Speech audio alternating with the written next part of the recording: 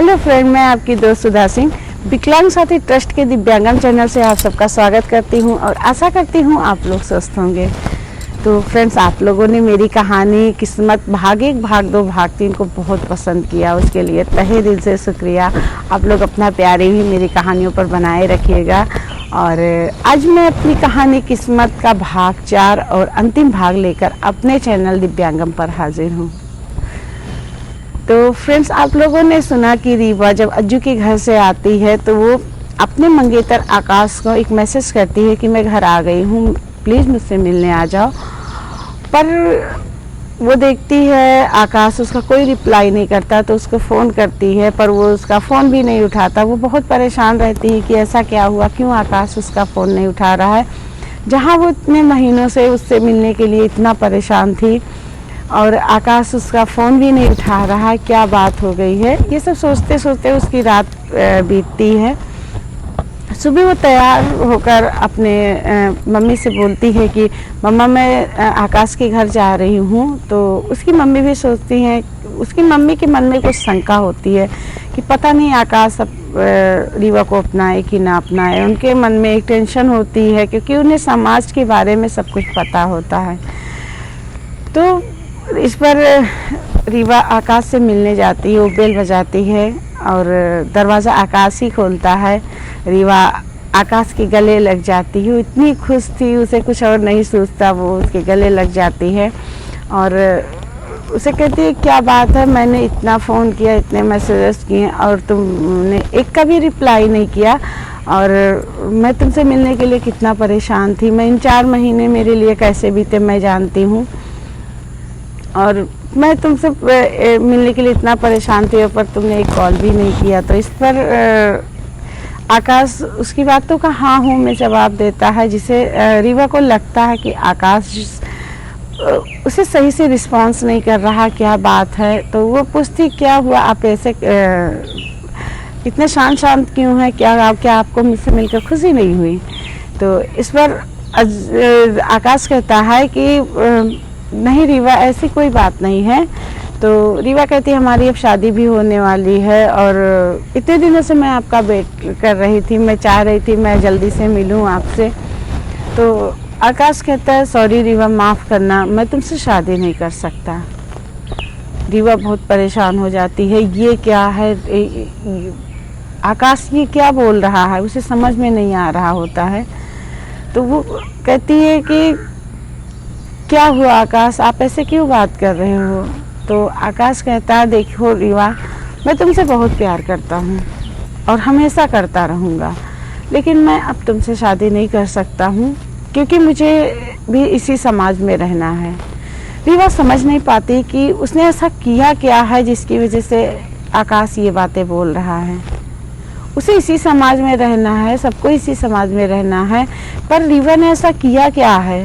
वो प्रश्न भरे निगाहों से पूछती है कि अज्जू आकाश, मैंने ऐसा किया क्या है। तो इस पर आकाश कहता है तुम 4 महीने किसी अजनबी के घर में रह के आई हो और ये बात मेरे माँ पापा को पता है और वो मेरे माँ पापा समाज में इसी समाज में रहते हैं, उन्हें अपनी इज्जत की परवाह है, वो नहीं चाहते हैं कि किसी ऐसी लड़की को उनका बेटा अपनाए जो 4 महीने किसी अजनबी के घर में रह के आई हो। रीवा हस्तरब होके आकाश की बातें सुनती है, उसकी आंखों में आंसू आ जाते हैं। वो सोचती है कि क्या ये वही आकाश है। रीवा आकाश से कहती है कि आकाश, मैंने ये त्याग और मैंने ये दूसरे के घर में रहने का फैसला तुम्हारे लिए और पापा के लिए किया था। अगर मैं उस टाइम पे ये फैसला ना लेती तो अज्जू तुम्हें मार डालता। तो इस पर आकाश कहता है वो बात की बात थी, अगर हम लोग जो है खानदानी लोग हैं और हम लोग अपनी इज्जत के लिए जान दे सकते हैं, तुमको उस टाइम वो फैसला नहीं लेना चाहिए था और जो है तुमने वो फैसला लेकर मेरे प्यार को भी मार दिया और ख़ुद को भी मुझसे दूर कर दिया। मैं सॉरी, मैं तुमसे शादी नहीं कर सकता। रीवा रोने लगती है, उसकी आंखों से आंसू भरभरा के गिरने लगते हैं कि ये समाज और उसका प्यार, जिसने उसके लिए इतना बड़ा त्याग किया, 4 महीने अपने घर से दूर रही, अपने परिवार से दूर रही, वही प्यार आज उसे नकार रहा है। रीवा बहुत परेशान थी, बहुत दुखी थी। रीवा आकाश से गिड़गिड़ा रही थी कि हाँ प्लीज़ ऐसा कुछ मत करो, मैं तुमसे बहुत प्यार करती हूँ और अगर तुमने मुझे छोड़ा तो मैं दोबारा कभी किसी से प्यार नहीं कर पाऊँगी। और मैंने जो कुछ भी किया तुम्हारे लिए किया, अपने प्यार को बचाने के लिए किया था, और प्लीज़ तुम ऐसा कुछ मत करो। पर आकाश उसकी बात सुनने को तैयार नहीं था। वो रोती रहती है और आकाश उसे भला बुरा भी बोल देता है कि तुम्हारा मन था जाने को, तुम चली गई, अब ये मेरा डिसीजन है, मैं तुम्हें नहीं अपनाऊंगा। रीवा रोते रोते आकाश के घर से निकलती है। वो सड़क पर आकर टैक्सी का वेट कर रही होती है। उसकी आंखों से आंसू रुकने का नाम ही नहीं ले रहे होते हैं। रोती रहती है। इसी टेंशन में कई गाड़ियां उसके आसपास से गुजर जाती हैं। उसे समझ में नहीं आ रहा होता, उसकी तो पूरी दुनिया घूम चुकी रही होती है। तो तभी एक गाड़ी आकर उसके पास रुकती है और उसमें से एक आवाज़ आती है, आपको कहाँ जाना है, चलिए छोड़ देता हूँ। ये आवाज़ कुछ जानी पहचानी थी। रीवा रोते रोते, उसकी आंखें आंसुओं से भरी हुई थी। उसने नज़र उठा के देखा तो ये कोई और नहीं, अज्जू था। रीवा गुस्से में उसे देखकर तमतमा जाती है। वो कहती है, जहन्नुम में जाना है, आपने तो मेरी लाइफ को जहन्नुम बना ही दिया है, चलिए वहाँ पर मुझे छोड़ दीजिए। अज्जू समझ जाता है कि रीवा बहुत परेशान है। वो कहता है कि आप बैठिए गाड़ी में, मैं आपको आपके घर छोड़ देता हूँ। तो रीवा इस पर गाड़ी में नहीं बैठती। वो बड़बड़ाई जाती है कि तुम्हारी वजह से मैंने अपनी पूरी ज़िंदगी बर्बाद कर ली है। तुमने ये नहीं समझा कि किसी लड़की की लाइफ बर्बाद हो जाएगी और मेरे साथ जो किया उसकी भरपाई मैं पूरी लाइफ नहीं कर पाऊंगी। रीवा बड़बड़ाती रहती है। अज्जू उससे कहता है कि बैठ जाओ, क्योंकि आसपास के लोग की निगाहें उन दोनों के ऊपर होती है। अज्जू गाड़ी से उतरता है, रीवा का हाथ पकड़ के उसे गाड़ी में बैठाता है ढकेल के, और इसके बाद गाड़ी स्टार्ट करता है और घर के लिए रवाना हो जाता है। रास्ते में अज्जू बहुत कोशिश करता है उससे बात करने की, पर रीवा बहुत गुस्से में रहती है। लेकिन बहुत कहने पर वो अज्जू की बात का जवाब देती है और उसे सारी बातें बताती है आकाश के बारे में। अज्जू बहुत दुखी हो जाता है। उसे बहुत गिल्टी फील होती है कि आज ये सब जो कुछ भी हुआ है उसकी वजह से हुआ है। अगर उसने रीवा को अपने घर रहने के लिए नहीं कहा होता तो आज उनकी लाइफ अच्छी होती। वो खुद शर्मिंदा रहता है। वो कहता है कि आप परेशान मत होइए, मैं बात करूँगा आकाश जी से और मैं कोशिश करूँगा आप दोनों को मिलाने की। तो रीवा कहती है कि आपने बहुत कोशिश कर ली, प्लीज़ अब आप मेरे रिश्ते में दखल मत दीजिएगा, जो कुछ भी होना होगा हो जाएगा, आप प्लीज़ आप मेरे और मेरे परिवार से दूर रहिए। अज्जू उसे अपना रुमाल देता है उसे आंसू पोंछने के लिए। रीवा वो भी फेंक देती है और इस तरह गुस्से में बात करते करते दोनों घर पहुंचते हैं। घर पहुंचकर रीवा रोती रहती है। उसकी मम्मी समझ जाती हैं कि उनकी बेटी का घर और दिल दोनों टूट चुका है। अज्जू को देखकर उन लोगों का गुस्सा 7वें आसमान पे हो जाता है। वो लोग नफरत भरी निगाह से अज्जू को देखते हैं। अज्जू रीवा को उसके घर छोड़ता है और वापस अपने घर के लिए रवाना हो जाता है। रीवा रोज़ परेशान रहती है। वो रोज़ आकाश से कॉल करती है कि प्लीज़ आकाश जो है उसे अपना लो, पर आकाश टस से मस होने का नाम नहीं लेता है। वो उससे अपने सारे रिश्ते तोड़ चुका होता है। और फिर एक दिन रीवा अपने घर में काम कर रही होती, वो भी आकाश को भूलने की कोशिश कर रही होती है। वो समझ जाती है कि समाज और आकाश उसे अब नहीं अपनाएगा। वो सोचती है कि उसने ऐसी क्या गलती कर दी थी जिसकी वजह से आकाश ने उसे ये बातें कही। और फिर उसका दिल कहता ठीक ही है, जो बंदा अपने प्यार पे विश्वास नहीं कर सकता है वो मेरे साथ ज़िंदगी कैसे गुजार पाएगा। रीवा बहुत कुछ सोचकर खुद को समझाती है, बहुत सारी बातें सोचकर खुद को समझाने की कोशिश करती है। और धीरे धीरे अपनी लाइफ में वो लौट रही होती है कि एक दिन अज्जू का फ़ोन आता है। अज्जू से फ़ोन करके कहता है कि रीवा जी जल्दी तैयार हो जाइएगा, शाम को हमारी मीटिंग है आकाश जी से। मैंने उनसे बात कर ली है, उनसे जो है तुम्हारे बारे में बात की है, वो मान गए हैं और उन्होंने मिलने के लिए हम लोगों को बुलाया है।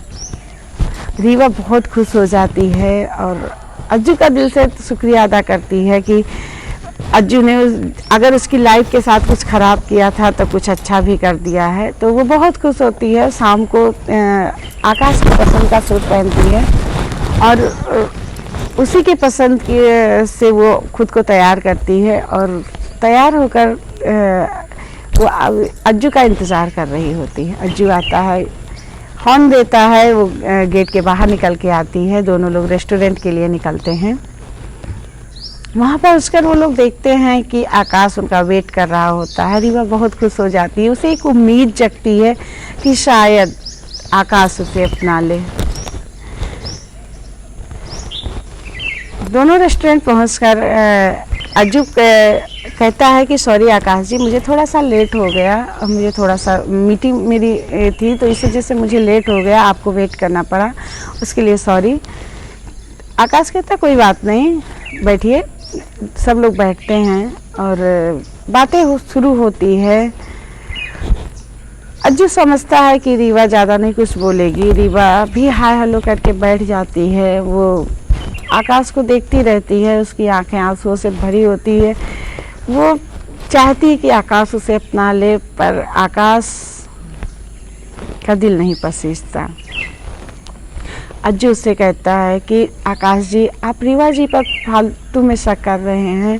ये एक बहुत अच्छी लड़की हैं, मेरे घर में बेटी की तरह रही हैं और मेरे दादा दादी सब लोग इन्हें अपनी बेटी की तरह मानते थे। मेरी बहन, मेरे घर में भी एक बेटी है। मैं जानता हूँ कि लड़कियों की इज्जत का क्या मायने हैं और मैं खुद इनकी बहुत इज्जत करता हूँ। इन्होंने ये जितने दिन मेरे घर में रहीं, मेरे घर को बहुत अच्छे से संवारा था। मैं खुद इनकी बहुत इज्जत करता हूँ और ये बिल्कुल पवित्र हैं, प्लीज़ आप इन्हें अपना लो। आकाश कहता है कि मुझे देखिए, आप बड़े लोग हैं, आपके ऊपर समाज और दुनिया का कोई असर नहीं है, लेकिन मैं एक नॉर्मल इंसान हूँ, मैं इतने बड़े से घर से नहीं हूँ। हम लोगों के लिए हम लोगों की इज्जत ही बहुत बड़ी चीज़ होती है, तो मैं इन्हें नहीं अपना सकता हूँ। कोई भी लड़की किसी अजनबी के घर में इतने दिनों तक रहेगी तो दुनिया उसे गलत ही कहेगी। इस पर अज्जू कहता है कि आपने प्यार किया है, आपको समाज से क्या लेना देना। समाज को तो कहता ही रहता है और आपको तो कम से कम आपके प्यार पर विश्वास होना चाहिए। और रीवा जी और आपका प्यार तो इतने सालों का था, आपको वैसे भी रीवा जी पर विश्वास करना चाहिए। अज्जू बहुत समझाने की कोशिश करता है पर आकाश उसकी एक नहीं सुनता। उन दोनों की बातें बहस का रूप लेती रहती हैं। धीरे धीरे दोनों बहस करने लगते हैं कि मैं नहीं कर सकता हूँ, मुझे समाज में रहना है और आप मेरे ऊपर प्रेशर नहीं बना सकते हैं।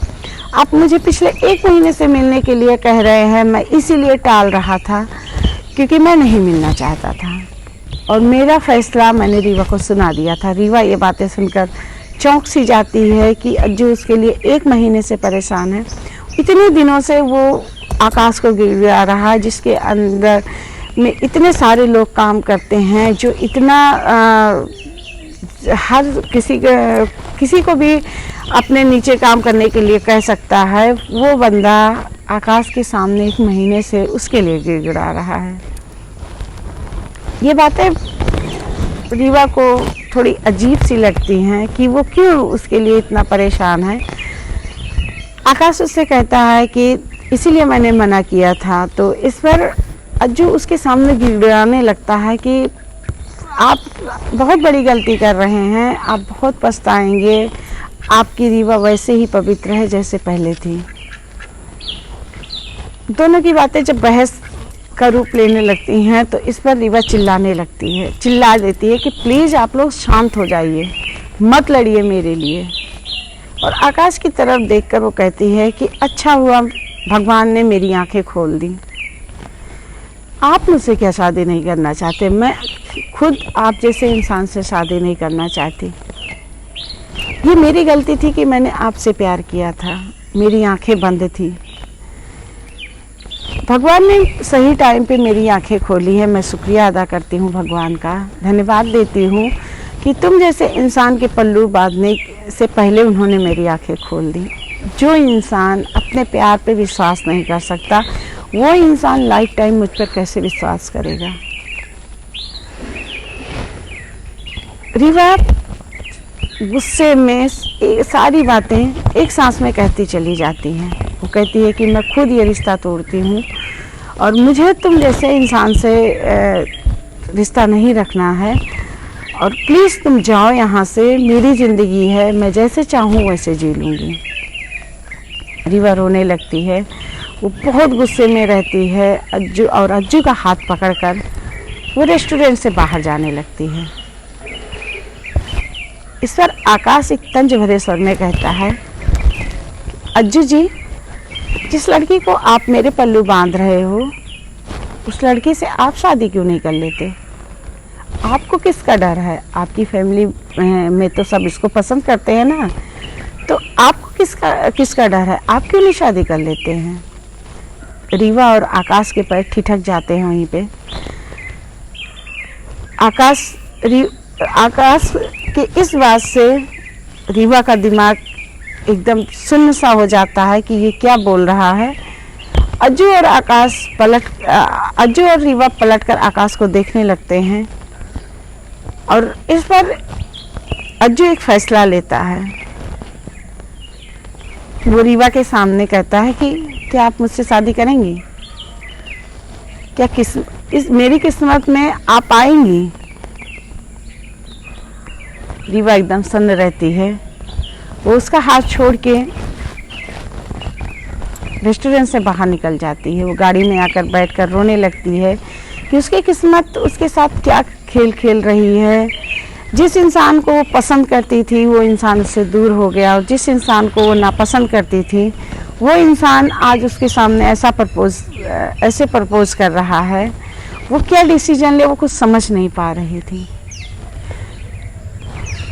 अज्जू आता है, गाड़ी स्टार्ट करता है, रीवा को उसके घर छोड़ता है और रास्ते में दोनों एकदम शांत रहते हैं। ना वो उससे बात करता है ना उससे वो बोलती है।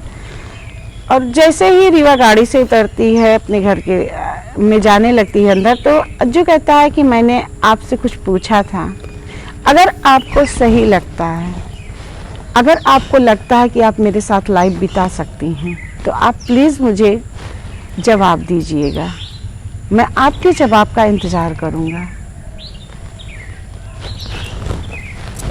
रीवा कुछ बोलती नहीं और अंदर चली जाती है। जब वो अंदर आती है तो उसकी आंखें सूजी हुई होती हैं, वो रोई रहती है। तो इस तरह उसकी मम्मी समझ जाती हैं कि कुछ हुआ है। तो वो रीवा से बात करती हैं कि ऐसा क्या हो गया, क्यों वो इतना परेशान है। तो इस पर रीवा वहाँ रेस्टोरेंट में जो भी बातें हुई थी, जो भी बहस हुआ था, सारी बातों के बारे में बताती है अपनी मम्मी से। तो उसकी मम्मी उसे समझाती हैं कि बेटा, हमारी किस्मत हमेशा हमारे लिए अच्छा फैसला लेती है। शायद तुम्हारी किस्मत में अज्जू लिखा था, इसीलिए उस मोड़ पर आकर अज्जू से तुम टकराई। और अगर तुम कहीं आकाश से शादी करती तो शायद तुम्हारी ज़िंदगी बर्बाद हो जाती। जो बंदा अपने प्यार पे विश्वास नहीं कर सकता है, वो बंदा तुम पर क्या विश्वास करेगा ज़िंदगी भर। और किसी भी रिश्ते की सबसे मजबूत कड़ी उसका विश्वास होता है। रीवा को अपनी मम्मी की बातें समझ में आती हैं और वो एक फ़ैसला लेती है कि वो अज्जू की बात का जवाब भी देगी, पर उससे कुछ सवाल उसे करना होता है। तो वो फ़ोन मिलाती है और कहती है कि मैं आपसे बात करना चाहती हूँ, मैं आपसे मिलना चाहती हूँ। अज्जू उससे मिलने के लिए हाँ बोलता है और दोनों लोग एक जगह मिलते हैं।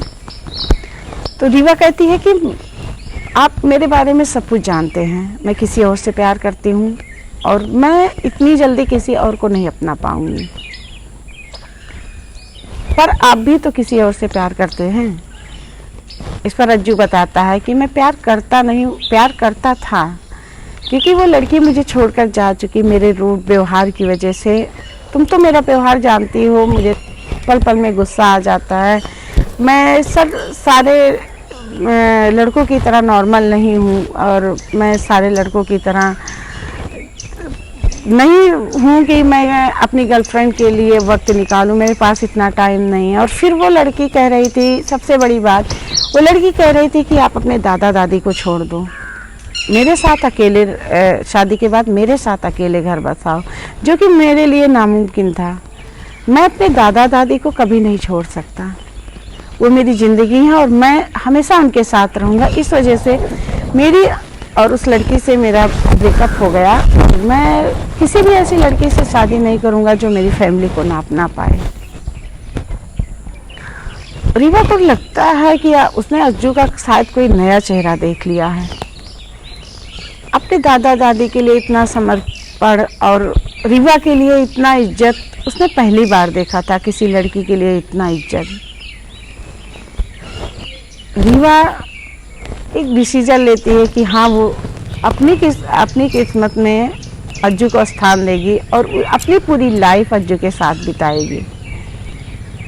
दोनों लोग डिसीजन लेते हैं कि हाँ, वो करेंगे शादी। और अब ये बातें वो अपने घर में आके बताते हैं। अज्जू के दादा दादी तो बहुत खुश होते हैं, रीवा के मम्मी पापा भी खुश होते हैं कि उनकी बेटी ने जो भी डिसीजन लिया है सही है, शायद किस्मत का यही फैसला था। और इसी वजह से किस्मत ने उसे आकाश का सही रूप दिखाया था, वरना उनकी लड़की की लाइफ तो पूरी तरह से बर्बाद थी। और इस पर दोनों लोग मिलते हैं और दोनों फैमिलियाँ मिलती हैं, शादी की बातचीत होती है। तो फ्रेंड्स, मेरी ये कहानी किस्मत ने रीवा को अज्जू से मिलाया। तो फ्रेंड्स, मेरी कहानी यहीं पे ख़त्म होती है।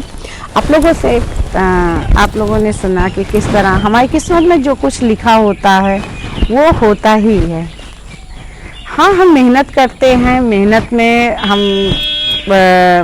करते हैं और मेहनत का भी हमारी किस्मत के साथ कुछ हाथ होता है, लेकिन कहीं ना कहीं इन सब रिश्तों में किस्मत का ही हाथ होता है। कब कहाँ हमारे रिश्ते किससे बनने हैं, किससे बिगड़ने, ये सब किस्मत में लिखा होता है, वही होता है। तो फ्रेंड्स, मेरी ये कहानी अगर पसंद आए तो please like, comment and share कीजिएगा और मेरा बेल आइकन भी दबा दीजिएगा प्लीज़, और मेरी कहानी पूरी सुनिएगा।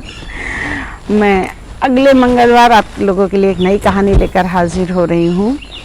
और आप लोग हमारे सर लोग को भी सुनिए प्लीज़। और जितने लोगों ने कमेंट दिए हैं, सबके कमेंट बहुत अच्छे हैं, बहुत प्यारे प्यारे कमेंट हैं।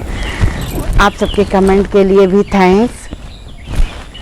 कितने सारे लोग हैं, कमलेश सर और शालिनी मैम, सीमा कमल जी, पूनम जी, अमन, नीरज जी और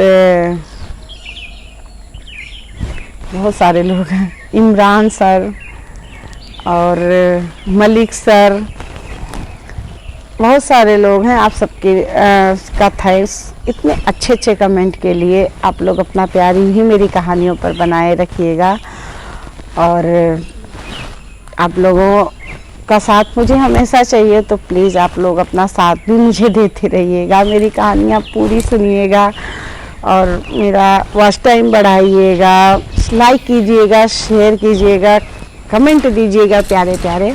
इसी के साथ मैं आप सबसे विदा लेती हूँ। धन्यवाद।